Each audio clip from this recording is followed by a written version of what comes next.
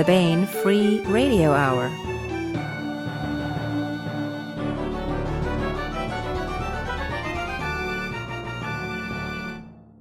Hello and welcome to the Bain Free Radio Hour. Today on the show, Sean Hazlett interviews John Van Stry on his latest novel, Sometimes in the Fall. After that, we bring you part 4 of the serialization of Mark Van Name's John and Lobo novel, One Jump Ahead. Welcome to the Bain Free Radio Hour podcast. I'm here with John Van Stry. John, it's an absolute pleasure to meet you. Hi everyone, how you all doing? All right, so for folks who've been living under a rock for decades, just if you could provide just a very brief background about your background and bio for the folks watching and listening. Okay, I grew up outside, on the East Coast in New York, just outside New York City on Long Island. Anybody's familiar with the place? So I grew up on the water a lot. I mean, my parents had a boat, sailed, all that stuff. Went to school for engineering because Robert Heinlein was big on that kind of stuff, and he convinced me to become an engineer. So I did. I got a BSEE. Went to the military. I was in the Air Force for a while. Got out of that. Went to work in aerospace. Worked in robotics briefly. Worked in aerospace for quite a while. Eventually left aerospace. Worked in medical, then in test devices. Mm-hmm. Went back to DoD for a while, and then started contracting and bouncing around most of the time.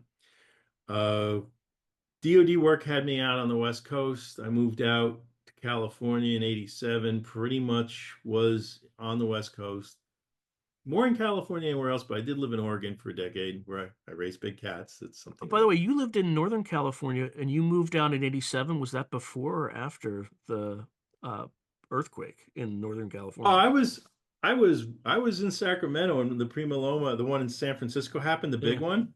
And I was working on my car, so I didn't feel it because I was about to drive up to a friend's house in Oregon to visit for a week. So I'm about ready to start my vacation. And I call her up to let her know I'm leaving. So I'll be there in, 10 hours or whatever. And I can't get through. I can't get through.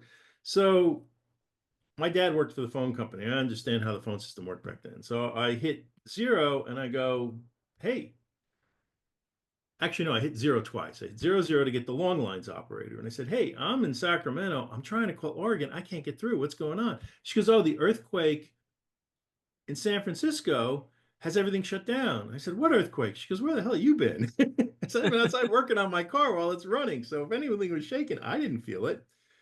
And she goes, oh, I said, well, could you route me through Idaho? And so, yeah, I'll send you further west and then we'll come back around to the north. They could do this back in the day when the phone company owned everything. They could long lines. And I knew how it works. So I just asked her to route me around it. And, so I was on the road. I missed pretty much all of it, which was good because the weekend before I had been with a group of friends of mine. We were riding motorcycles all over all over San Francisco. We were down there for the Fog Hogs run, which was a big motorcycle thing every year. So I came back to California for work reasons. Ended up staying there for a lot longer than I meant to. Once I became a full-time writer in 2014, I looked at going back to Oregon, but that just really wasn't economically feasible for how things are in Oregon these days. And I had to get out of California. So it was a choice actually between Texas or Tennessee. And a number of people I knew, including a chance conversation with Ted Nugent of all people, said, go to Texas. What? Hold on. I know we have to talk about sometimes in the fall, but you have to elaborate on how on earth, why did first of all, how did you end up talking to Ted Nugent? And then second of all, why did he recommend Texas over Tennessee? Well, first off, Ted Nugent lives in Waco. He's got a place there. Oh, God. And that's where he lives. Now, I don't really know Ted. We've never met face to face, but we used to talk online. Mm-hmm. This was years ago. About the time I moved out here, we used to chat online via his page. We started talking about a number of things. And at one point I said, I'm looking to move. I got to get out of California, which he liked that idea. And I said, I'm either going to Tennessee or Texas, because they both have good gun laws, and I have a bit of not a huge by Texas standards, I have a tiny gun collection, but by California, throw them in jail. And he said, "Come to Texas, you won't regret it." I was like, okay, that's a pretty good vote. And then I'm glad I have, because I have a number of friends out here now. Most of them live in just over by Wichita Falls area. You may or may not know some of them. Friends of mine who I knew these people before I moved here. Well, we've become really good friends since I've moved here. Most of the people I know in Tennessee have more or less moved from the areas I was looking at. Mm-hmm. So, and this area is actually where I live is very much like where I grew up, which may be odd to a lot of people, but where I grew up out in New York used to be fairly rural when I was a kid. So, and the people here in the area I live in, at least, are very friendly. It's outside of any cities. I'm out in the country a ways. All right. Sometimes in the fall. All right. Now, this is the second book in a series. The first is Summer's End. Right.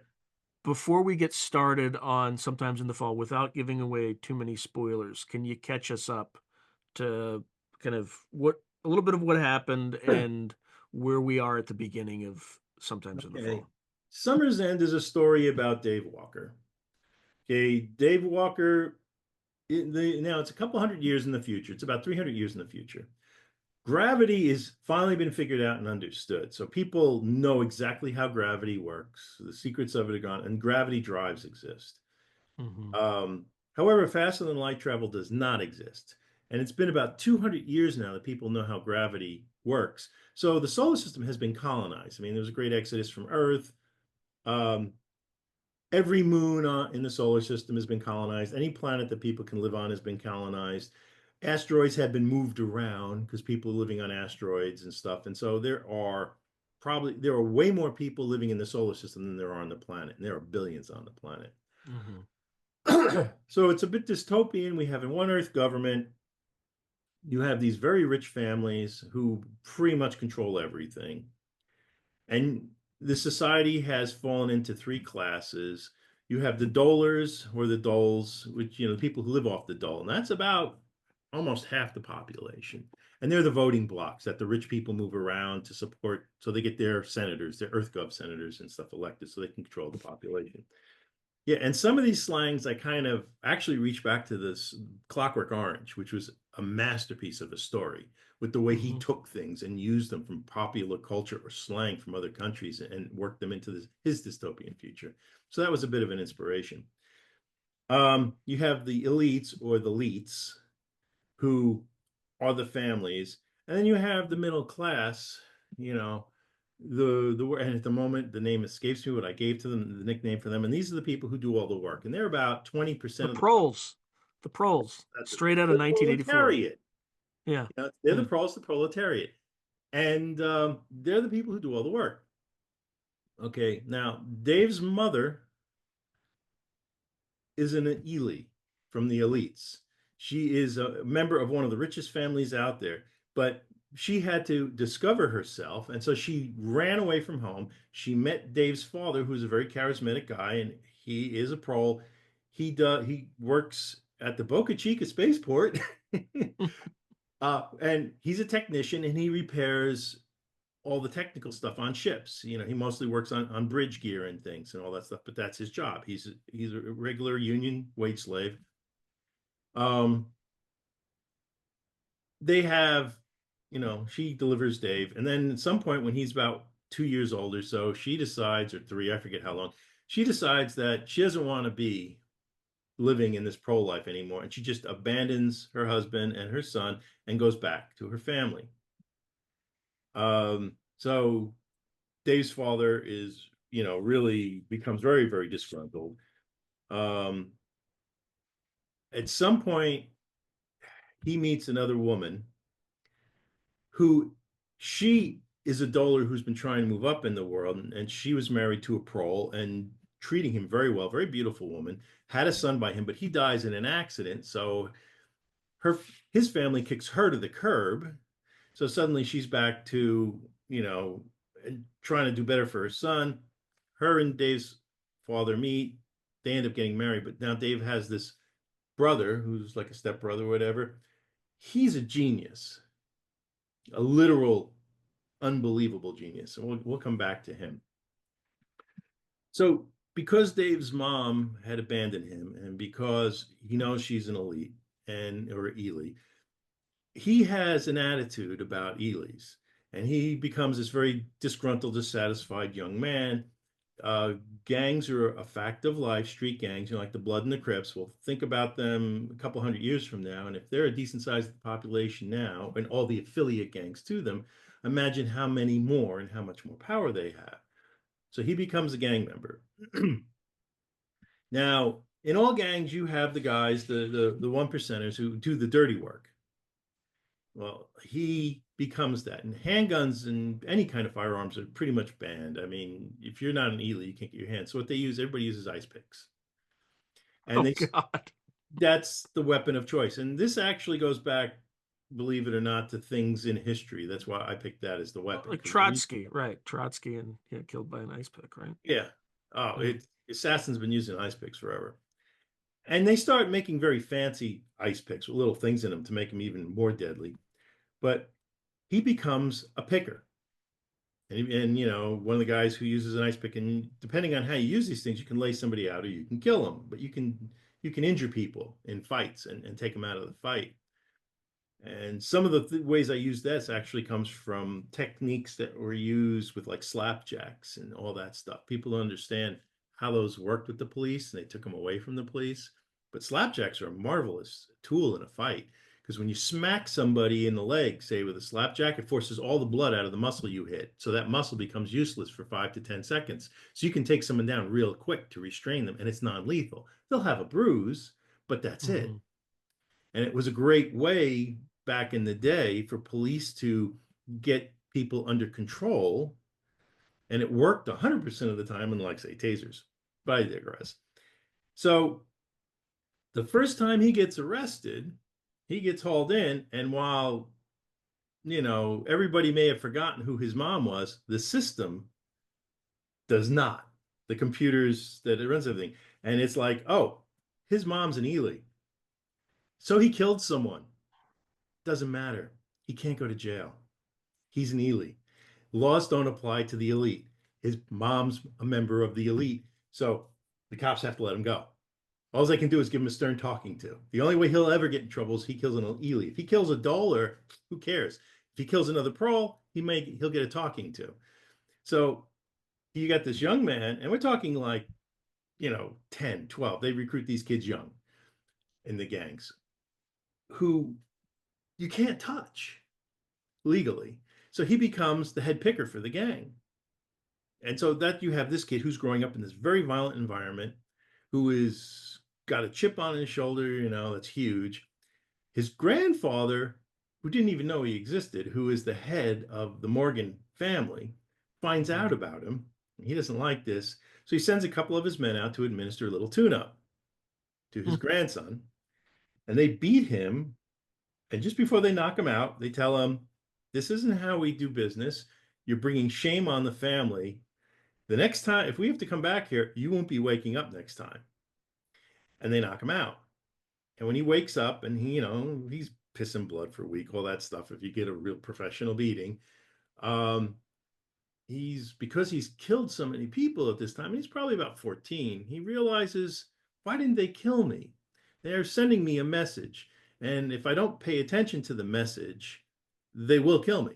So he understands this. And it impresses him, because of who he is at that time in his life, that someone went to all this trouble to send him a message. So he decides to change. Now, his brother helps him with this. His genius brother is like 4 or 5 years younger than him. And he does not understand social dynamics. He's a typical kid genius who's trying to tell everybody why they're wrong and gets in a lot of trouble. And he now has been told by his father, Dave, that, hey, this is your brother. You need to take care of him. And well, he is a badass, but he does get in a lot of fights and stuff. And he eventually starts teaching his younger brother, like, it's called, you need to learn how to act with people and how to do this stuff. And his brother studies social dynamics, and his brother's a genius. So he figures this out very quick and starts figuring out how to do stuff. His brother helps him become, go on a path and become a ship's engineer, to become an engineer on a ship, on a spaceship, so he can get off of Earth, which he wants to leave. He's become very dissatisfied with that life. Well, at this time, his brother has written a paper on FTL, and he did this when he's in what we would call the 7th grade. His brother's about to, is in college by the time he's MIT, by the time he's 15, working on his doctorates and stuff. Well, this paper becomes it becomes a huge talk for concern. All the elites see it and they're like, hey, maybe somebody's figured this out. So they're going to basically enslave his brother at some point. He'll end up in a lab. He'll never see a dime from any of this stuff, and they will be keeping him under lock and key, and he'll become their person. Oh, and geniuses and really smart people are not allowed to leave Earth anymore. They're the brain drain laws, So they work out a thing because his brother wants to get off Earth too, Dave's brother. But you don't find out about that part, and you don't find out about Dave's history in Summer's End. It's unrolled over the choice of the book, over the course of the book, rather. So by the end of Summer's End, Dave is off planet. He's hooked up and gotten married to a woman on Ceres, the dwarf planet in the asteroid ring. He's doing well as an engineer. He's got a good life, but he's gone through a lot of difficult steps to get here. A lot of things have happened to him. He's had to make a lot of rough choices and hard decisions. He's gotten his brother and his parents and his sister, even because his parents, his stepmom and dad had a child together. So actually his sister, and it turns out she's very smart as well. He's gotten them all off. And there's quite a bit about that because he had to pull a fast one on one of the most powerful families on the planet. But his grandfather at the end is starting to help him out because his grandfather wants to go into business with him because he knows that the brother is probably going to figure out fast and light drive. And he's also really impressed with Dave because Dave gets things done. Dave gets out there, he works hard, he sees his targets, the things he wants in life, and he goes after it, which impresses his grandfather. So you have that at the end of the book. He's on good terms with his family now. His mother has apologized to him. He's made up to some extent. He's on Ceres. He's happy there. His wife wants to start a shipping company because she's from a rather important family, but it's not a stratified thing out on Ceres. Everybody is on a same level socially. And so he's building up to do this. And that's where we end. He's got his plans of what he wants to do. He wants to become an engine tuner that tunes engines on ships because it's not a common thing, and there are a lot of shipyards on Ceres.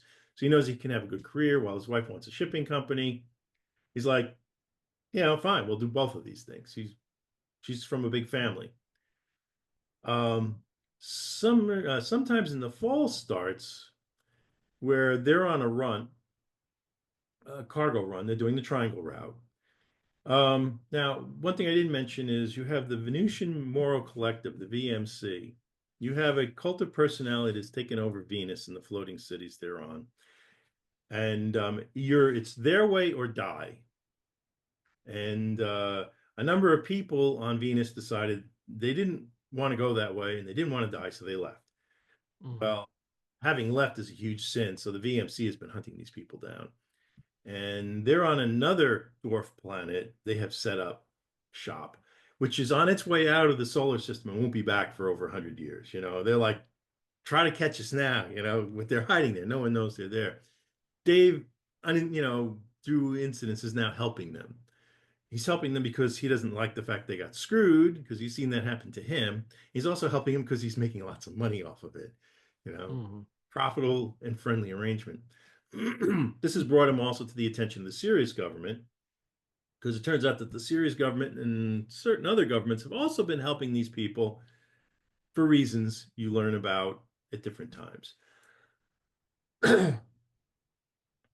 Sometimes in the fall, he thinks he's done with Earth. He thinks he's done with all these things. And he's just, I'm going to live my life now. My brother's happy, so on and so forth. Well, the family that had his brother tries to kidnap him back. Dave, with some help from his grandfather, frees his brother and sets in motion a bunch of events, some of which are more just due to pique by the head of the family that he rescued him from, because the guy just gets really insulted. And these people, because they're very, very rich and they know no bounds, they will do horrendously bad things sometimes. And they figure they're going to get away with it. They don't understand, though, is that Dave is a very cunning person when he is upset. And he also has really, when he backslides, he has no limits as to what he will do. And he's also very smart. Further, he has his grandfather he can call for a bit for some help, and he's got the serious government he can go to and ask for some help. And so when things get to the point where they start to spiral out of control, he steps up and is like, okay, I'm going to, knock some people's what into the dirt. And I'm going to set some other people to pay the price for what they did, because they got thousands of people killed. They got, my brother-in-law killed. Which is his family, and he's very family at this point. And so it's the escalations of all that happens. On the other hand, too, you've got his brother who he's keeping in touch with, who's trying to discover the secret to faster than light drive. And he's trying to work these breakthroughs, and he's trying to prove that this paper he wrote when he was 14 or 15, and now he's like 20, that he was just not some stupid kid, that his theories were right. And now that he can work on it without all these people looking over his shoulder, he's going to prove it, and he's going to see if he can make it work. And so there's stuff going on with that too. We also have a person who comes back at the very end, and I want to eventually write a side book about this character, Dot, the engineer from the ship, the Iowa Hill. Dot is an interesting character because she is probably the most deadly, if not, well, she's one of the most deadly, if not the most deadly assassins in the solar system. And the reason she was being an engineer on the Iowa Hill is she was hiding out, because she assassinated the leader of a country about the, equivalent of what would be now the United States. And she did it in a crowded room. Effectively. And I had started writing that. If I publish that, I don't think I'll go with Bane, because I talked with Tony about it at one point. Tony's like, no, I want you to write stories about engineers doing engineering things. I don't want to read about the deadly assassin gal who does all this stuff, because I just thought it would be a fun story to write. I actually have a bunch of it written. She goes, if you write it, publish it yourself or whatever with it. She goes, I want more Dave type stories, which was nice to know, because I enjoy writing the hard science fiction, being an engineer. And I kind of started out when I started publishing, self-publishing in 2011. My first stories were, had a lot of hard science in them, the science fiction stories. So for me, being able to come back to this is really cool. People may or may not know, I have a lot of indie books out there. I actually started writing in the 80s. And I tried to get published once in, I guess it was the late 80s, early 90s. And because of what book companies were looking for back then, nobody wanted it. And that was the story Children of Steel, which was my first ever novel, which I eventually published, did well. And that led to me going back to writing, which I always loved. Because I used to just write for myself. I've been writing all my life. So I do have a fair number of stories out there. I have a pen name, which if you go to the bottom of my website, you can find that.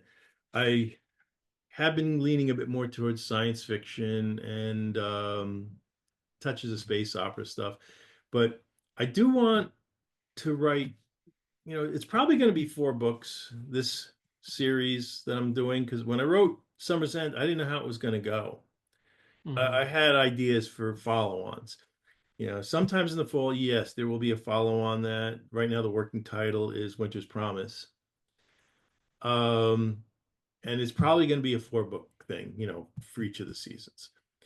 But the world I have created is very rich, because when you have probably a billion or more people who have colonized everything you could think of in the solar system, and these are all different communities doing different things, and they are anything you can think of is going to exist out there. Like you have the Adonis or the Adons.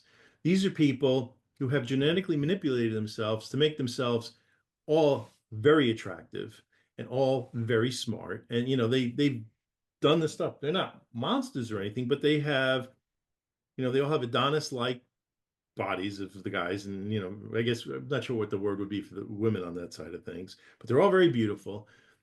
But they've also, the pirates want to grab them, because you have pirates existing out there, and they're like, hey, these people Right. make great sex slaves. So they're a bit militant on what they will and will not do. Um, you have corporate um, concerns on asteroids doing mining, and so you have places where the company store. I don't know how many people are familiar with the company store and that whole thing. If not, look it up. There was some huge excesses in the coal mines back in the day, and other places all over the world. So you have that kind of a thing going on, and what all the problems that leads to. You've got very libertarian places, you've got very militant places, and a lot of these places exist on they call the blue routes and the gray routes. Blue routes or blue highways are actually a term most people don't understand, because nobody looks at a map anymore. Mm-hmm. In the days of paper maps, when you opened up a map, you had the red highways, which were the interstates, and you had the blue highways, which were all the other like state highways or stuff like Route 66 was really a blue highway. And people would stick to the blue highways, not take the red highways, because there was a lot more interesting things on them, a lot more tourism, food places, and people would travel by that. And the gray highways, which I have for this, are the places that you really don't want to go to necessarily, because it's black market, or they're living off the grid, as people would say. They don't want to be bothered by people, or they're doing things that most people don't like the ideas of. And when you're in tramp freighters, which is where Dave starts out, they're the only people servicing the folks on the gray highways, and half of what's serviced on the blue highways or the blue routes are by those people, because the major shipping corporations, they're mostly going to the major shipping points. And as you have a lot of different governments and a lot of different things, and most people don't understand what Trojan asteroids are. Trojans exist at the different L points of each of the planets. So you have a bunch of asteroids in the planet's orbit in front of it and behind it. And those are the Trojans. They're around it, because all the planetary L points have things in them. Even ours do for Earth. Ours isn't as big as, say, Jupiter or Saturn's. And there's other stories, things I mentioned on the sides, because there's like you have gravity drive. Well, Yeah, how most does that work in your world? Like how does gravity work? Okay, gravity works in that now that they've figured out gravity, I've run it on the same physics laws as EMF, electromagnetic force. So everything's right hand rule, if you Yep. understand that whole bit from Yeah, engineering. electric field and magnetic field. Right. If the electrons go this way, the field wraps that way. And so you get the Yeah. motive force, and if you hold it flat, you get a component that comes out of the palm. I mean, there's a whole bunch of rules around it. So I gave gravity the same rules as electromotive force, to make it easy to understand. So everybody has gravity plates in the bottom you can't see my hands. I'm doing a lot of hand motions and things on the bottom of the ship and on the top of the ship. And they're paired through drives. And the way it works is that you have different types of plates, and cargo ships tend to have 0.11s. So they give a gravity inside the ship, but that force component is 0.1 gravity. And that pushes the force along, and they match the plates against each other. So every plate in the ship is a matching plate below. And the plates burn out and they need to be fixed. And on ship, that's what engineering does, is they maintain all the plates, because a ship may have like 500 gravity plates in it. Mm-hmm. And so, they accelerate at a 0.1, then they flip at halfway point and they decelerate back at 0.1. That's how a lot of cargo ships run it. Passenger ships run faster. They may run 0.5 gravity, so they go faster. Some real fast moving passenger ships may run at 1 grav. Because at 1 gravity, I mean, one gravity constant acceleration, the moon's 3 hours away. Jupiter is like, a week, if that. I think it's less. I have all the math. I'd have to look it up. I did all the equations, I did all the math because I'm an engineer. I actually sent that sheet to Tony. I think it's on the Bain website someplace with all the math. Um, and they tell a story, going Dutchman is the expression. It's like if your drive blows out, you drive because you have grav units, you have an engineering section, you have power units. I use pressure water reactors in the old ones. The newer ones are moving to fusion drives because the military's been using it for for decades now. And they tell one story of like this fast moving passenger ship with all these people on it. And when they did their flip as they're going out. So they're really going very fast because they've been accelerating at like 1 gravity for days. Their power room blew out. So that ship is now on a cometary orbit. It won't be back for 100 to 200 years. It's gone. And you can't go rescue anyone on it because it's moving so fast. You can't catch up with it.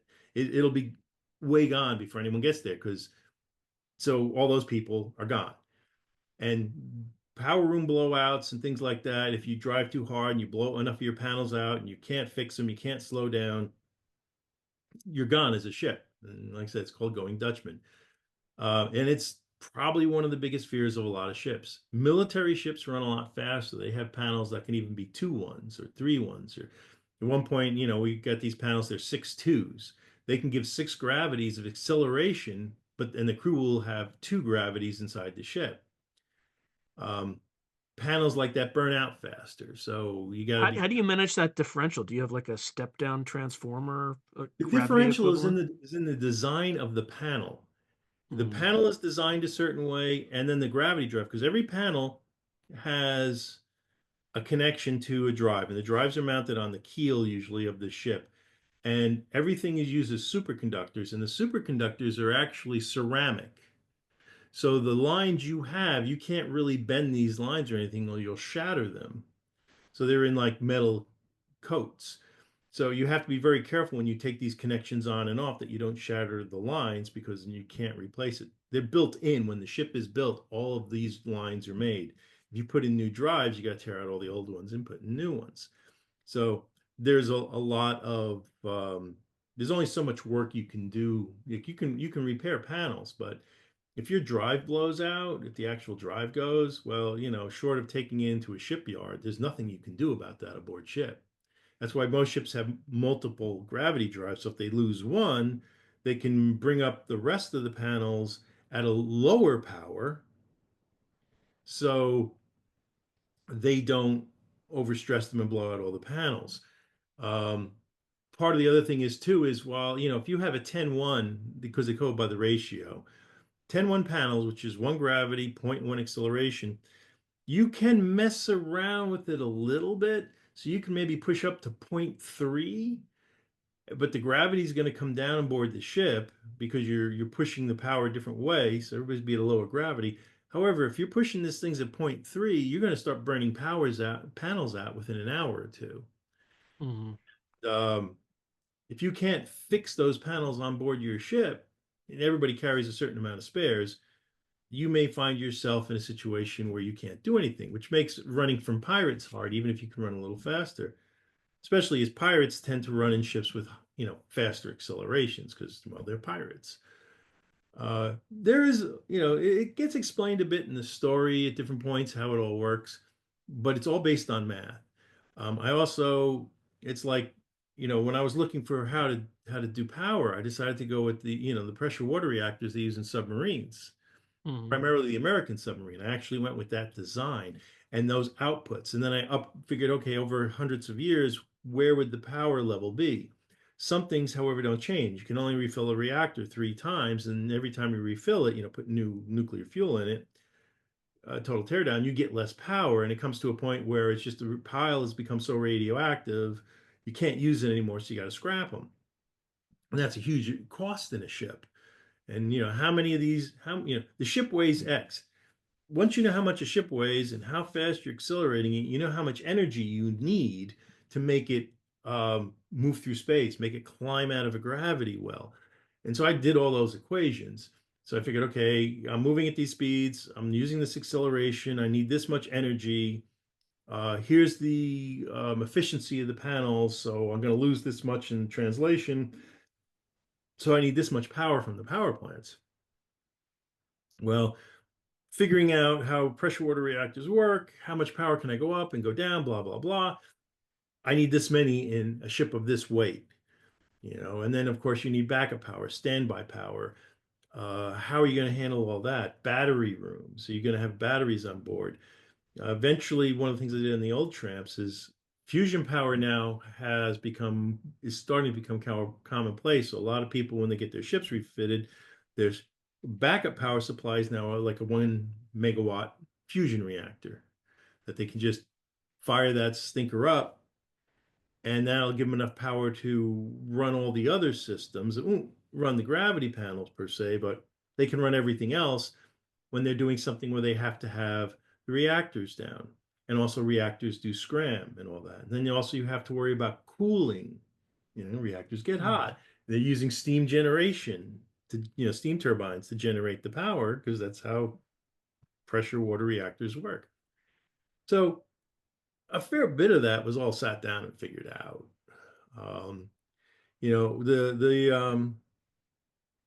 The short story. Now, sometimes in the fall, Hank, who is the bosun's mate originally on the Iowa Hill, who eventually ends up working for Dave in his company because he decides to stay with him for personal and other reasons. Dave is a former Mars Navy bosun, or Marsy, as they like to call the Mars Navy guys. And he relates at one point a story of when they were going after pirates. In the solar system, the Mars Navy is the power. The Earth Gov does not go exert their influence anywhere outside of Earth's sphere of, the Earth, the Moon, and the L5 points. Mars Navy, though, sweeps through much of the solar system. They have a very large Navy. They do a lot of piracy patrols. And a lot of the smaller asteroid communities and stuff actually pay the Mars Navy to come and sweep their area on a regular basis, because they want that help, and they grant them home port privileges, all sorts of stuff. So the Mars Navy, in some ways, is very much akin to what the United States Navy is these days, as far as piracy and all that. Dave tells a story about one of the anti-piracy operations they went on that turned out to be a very nasty piece of work. Well, I wrote that as a short story, and Bane's going to be putting that out. It's actually, I think, going to end up as an audio serial on the Bane Free radio, which I hope that'll be really cool. Tony and Griffin have been talking to me about this a little bit. I signed the paperwork last week because they liked the story. And it's just a short story expansion of this thing that happened in Hank's past that gets mentioned. So now everybody can read what really happened. He mentions that sometimes in the fall when they're at Mars at one point. But yeah, for the most part, this picks up, and it's a bit of a progression. Dave has to make some hard choices over things. That whole bit about where do you stand in life? If you're going to be a valuable and contributing member to a new society, what will you do to protect that society? Will you sit there and say, I have to pick up this mantle? And we see some very selfless acts of heroism by some of the people from this society, from the Sirius planet, and that has a huge impact on Dave when he sees what certain people are willing to give up to protect their home. So, it's and like I said, and Dave, of course, gets into the thick of it, and sometimes bad things happen to him. And there's a scene in there near the end of the book that I really wasn't sure which way to go. And I asked a whole bunch of my alpha readers. It's like, should I go this way or should I go that way? I even sent a message, I think, an email to Tony at one point saying, should I do this or should I do that? And I made the decision before she ever got back to me, but she wanted me to go the way I went. I'm not going to go into any more than that. I think it'll be obvious if you read the book what I'm talking about. So, Any you talked about kind of a number of themes. Any other themes that you you know, again, it could have either been intentional or just kind of an emergent property of the there's writing, but yeah. there are a lot of themes in there. I mean, there's themes about there's a certain amount about loyalty, about being loyal to your family, to your friends, and to your basically your country, your countrymen, the society you live in. Um, there's themes about, doing the right thing. There were really two songs that originally helped a lot with the development of this book. The first one is called Sometime in the Fall by Phoenix, which kind of reflects very much on the kind of person Dave is. And the other is a song by Lily Allen called The Fear, which has a really, really great video with it. That song is basically she's singing about what it takes to become famous, Mm-hmm. and then what happens once you are famous. And she's singing about it from the point of view of some clueless like teenager who's just inured to this whole thing and will do whatever it takes. But there's a bit of a refrain in there about worried about what are you becoming, what are you doing, and what happens once you've got all this power and all this money. And I looked at that, and you have Dave, who grew up very poor, even though he's a pro, and grew up in the gangs and stuff. And now suddenly he is, his grandfather is the man who holds the note on the universe, has more money than God. Um, Incredibly powerful, rich man. And he has access now to all this. And his grandfather wants to go in a partnership with him on a company to build the drives if his brother should, in fact, discover faster than light. And so there's things with that, and there's some things about talking about the future because Dave's like, well, what's going to happen? I don't really care that much because I just want to do my thing. And his wife's like, well, wait a second, these are the things that's going to happen. Because he's like, how much are we going to charge for these ships if they happen? She goes, $1 billion a piece. And he goes, who's going to pay that? She goes, every government in the world, or rather in the solar system, will pay that. I can't remember if it was $1 billion or $100 million, some ridiculous price she puts forward. And he goes, they'll all pay. And then eventually we'll lower the prices, as time goes on. And then there's discussion about merchant, keeping your secrets and things. Mm-hmm. Side story. Everybody has liquid soap now, right? Mm-hmm.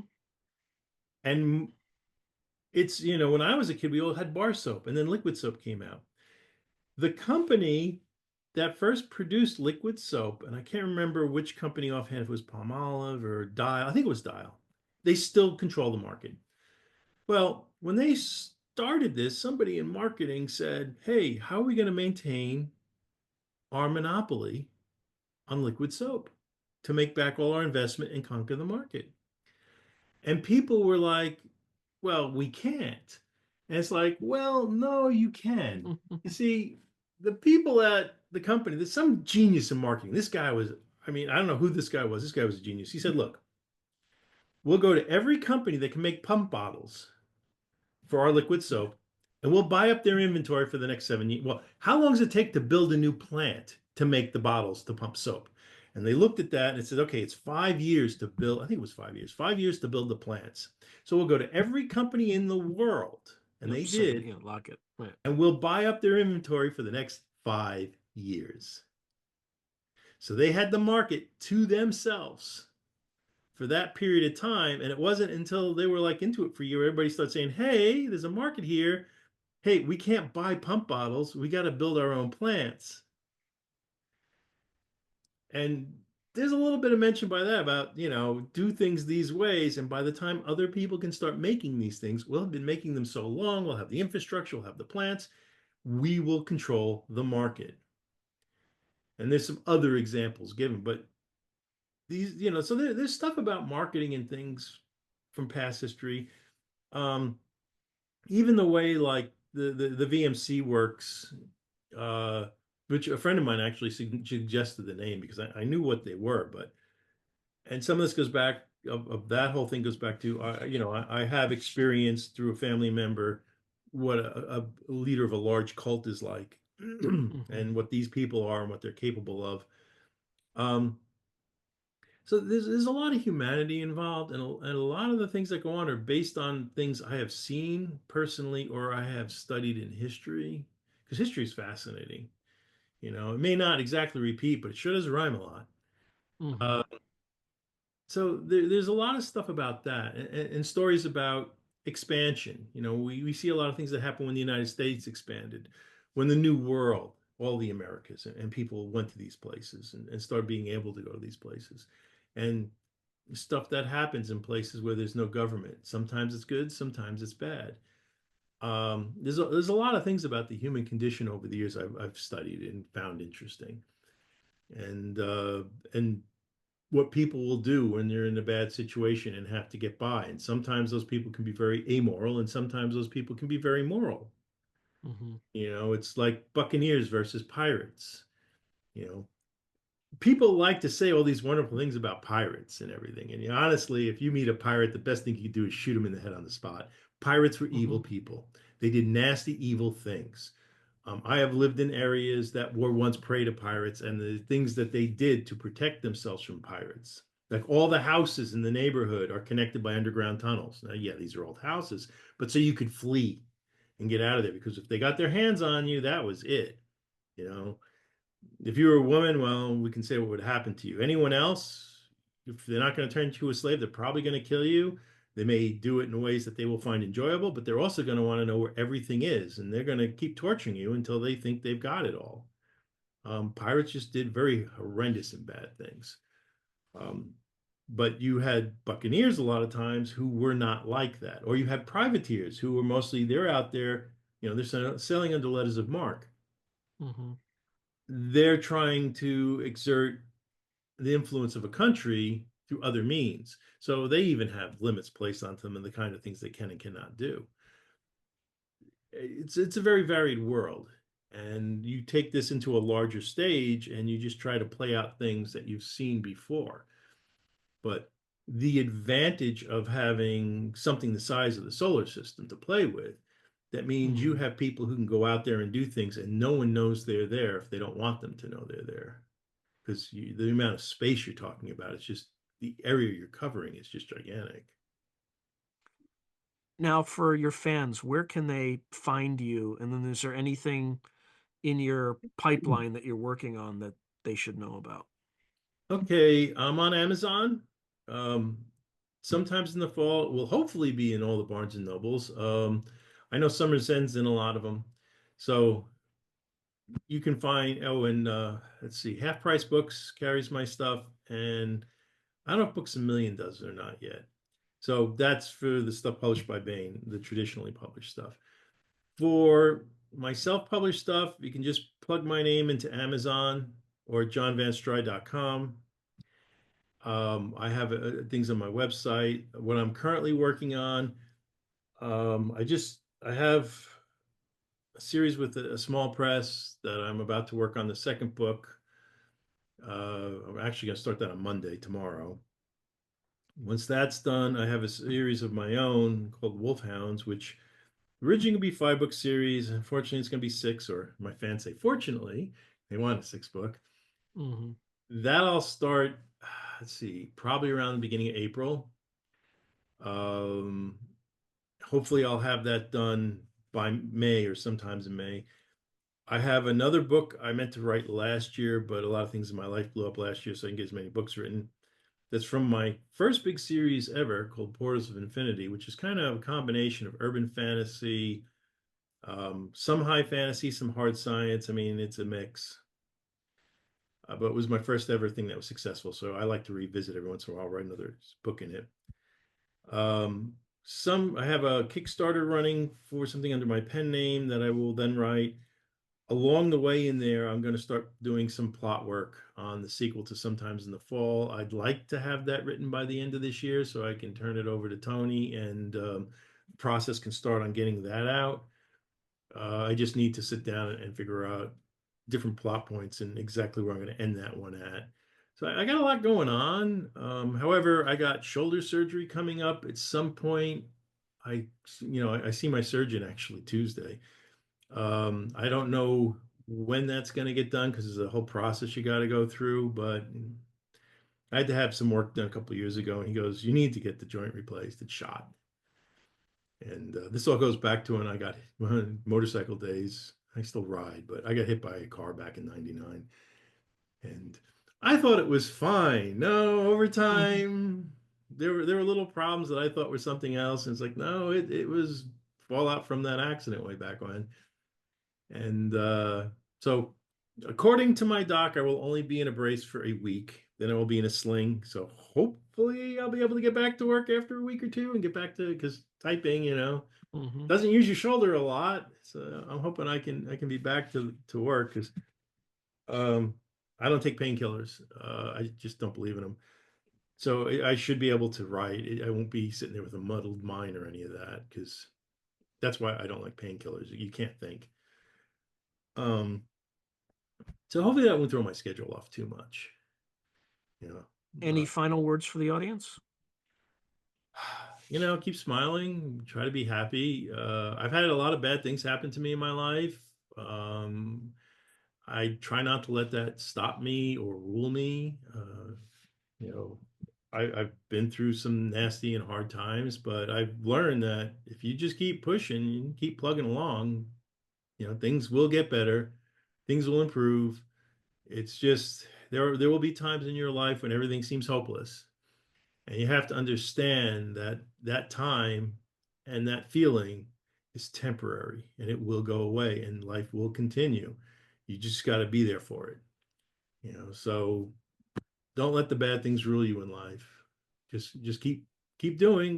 When there may be times in your life where you have to do things you're not crazy about or go through hard times, but if you soldier on, you'll get there.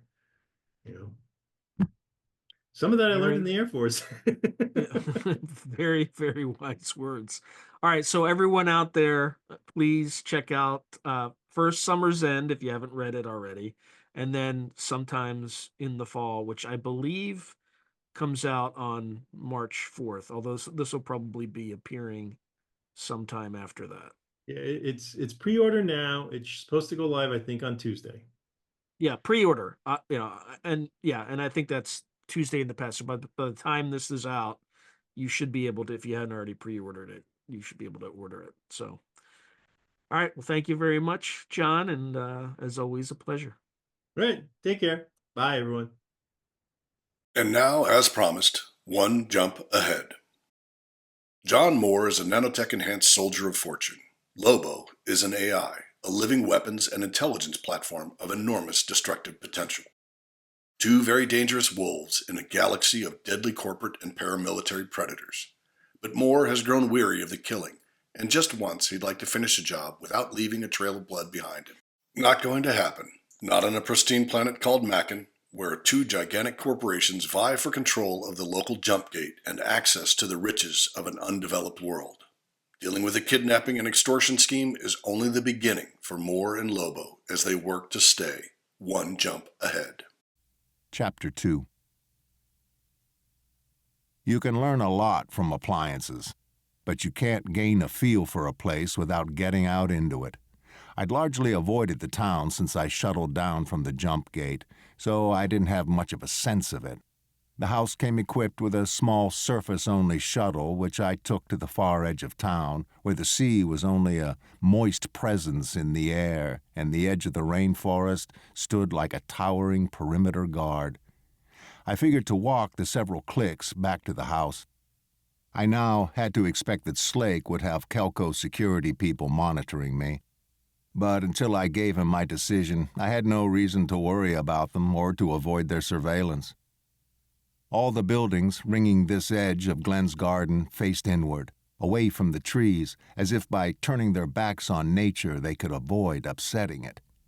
A 10-meter-wide stretch of untouched grass ran between their rear walls and the first of the trees, the green no doubt an attempt by the local government to show it wouldn't let the city expand in a way that would hurt the ancient forest.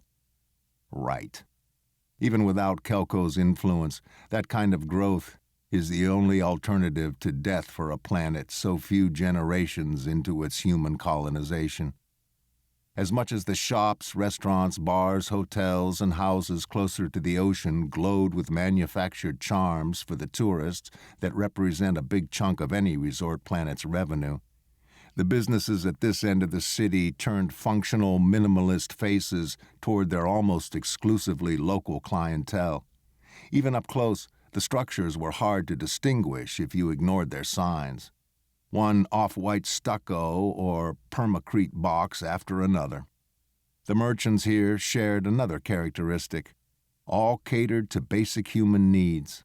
Churches and whorehouses, all prominently displaying the necessary licenses, mixed with grocers offering locally grown produce, noodlerias with window ads for steaming bowls of soup flanked by fish tacos, body mod chop shops that all appeared to be running sales on semi-permanent UV blocking skin cell programming, and the bare-bones storefronts of local construction agents offering to help you build your dream home on a budget. Business appeared uniformly slow, with few people entering or leaving any of the shops. If the people here cared about Kelco's exclusive rights deal, their concern didn't manifest itself in the visible data streams. Ads flashed in the windows and on the walls of every building I passed, but none were protests. Zychek, the other conglomerate that had been bidding for commercial rights until it recently walked away from the competition, still had spots playing everywhere I looked. The news, scrolling on the main government building, which stood a tasteful 2 streets over from the rear edge of town, presented benign pap about local businesses, minor crime incidents, and upcoming events, with the occasional and almost certainly useless Frontier Coalition announcement woven into the images for cosmopolitan color. Strolling along the streets near the town's perimeter, I learned nothing more than the one thing I rediscovered every time I visited a place with people simply living their lives. I didn't belong here. No news in that. 3 streets in from the edge of town, farthest from my rental house, I found the first oddity worthy of note. A Predator-class assault vehicle, sitting like a statue in the middle of a square, a flag mounted on its roof and kids playing on it. Its self-cleaning camo armor did its best to merge with the bits of landscape facing it, here showing the light brown of cheap shops erected from native sandy soil and industrial-strength epoxy, there the rich wood of the ancient trees shading it. About 25 meters long and roughly 8 wide, it sat like a tumbled stack of successively smaller bowls, metal smooth and devoid of openings. Clearly, whoever put it here wanted it to give the friendly pre-combat look, because I knew vehicles of this type, though not any this new. This one had to be only a generation behind the state of the art, and they always bristled with weapons, projectile and pulse, all retractable for flight and diving, as well as with openings for the crew they could carry. The PCAV was almost pleasant to look at, and showed no visible scars, no sense of its deadly insides. An old and deadly weapon put out to pasture. I felt an instant kinship with it. The kids were playing on the side away from the forest, so I leaned against its other side, concentrated on using a frequency that worked with most machines, and asked, "Got a name?" This has been the Bane Free Radio Hour. Thanks for joining us at the heart of science fiction. Join us next week for Part 5 of One Jump Ahead by Mark Van Name. Don't miss our next conversation, where we are joined by Walter H. Hunt and Ivor P. Cooper, both of whom have new 1632 novels out. Walter's collaboration with Eric Flint for 1637, The French Correction, and Ivor's 1637, The Pacific Initiative. Joining our discussion will be 1632 Canon Keeper and 1632 and Beyond editor Bjorn Hazlett.